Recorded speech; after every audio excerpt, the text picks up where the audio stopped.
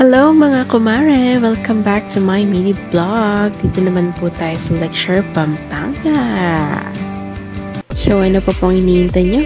Samahan nyo na po ako. Tara! So what's up mga guys? Hello po! Tutur ko po kayo dito sa Lecture, Pampanga.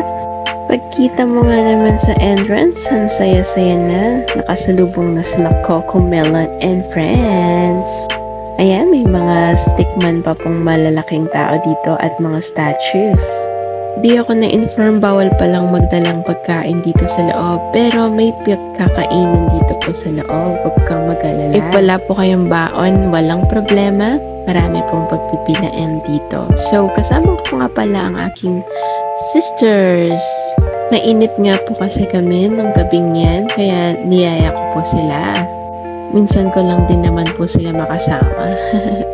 May mga rides din po pala dito, mga mare, at mga playpen ng mga bata.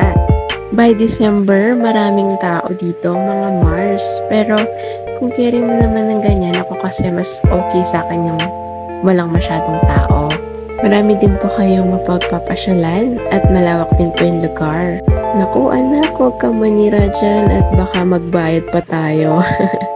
Hi Olaf! Ayan po, dito po yung mga cart ng mga bata. Pwede po silang mag-rent ng cart dito.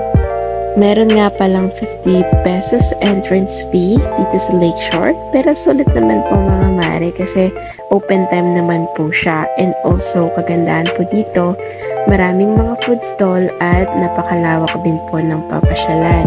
So dami nga po ng itiyak na mapapagod ka rin kakalakad.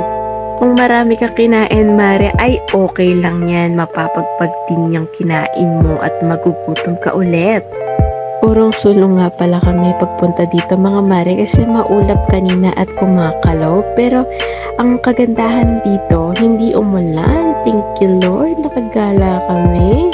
So ayan mga mare, nakikita niyo po yung mga food stalls dito.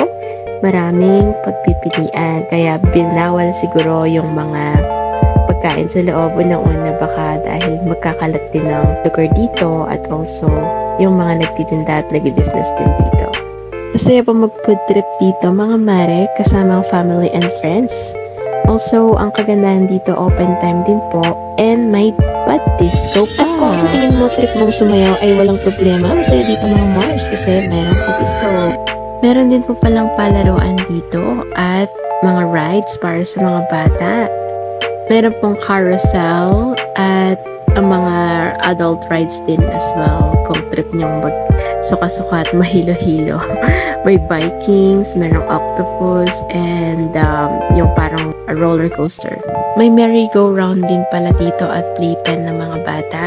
Naku, gustong-gusto na nilang sumakay sa rides. Excited na excited, hindi na makapaghintay.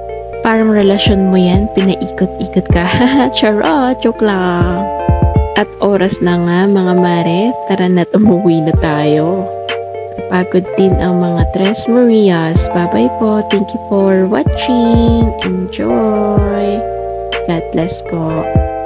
Please don't forget to subscribe, react, and share. Thank you so much. And hit the notification button for more vlog updates. Bye-bye. See you. I love you all. Mwah.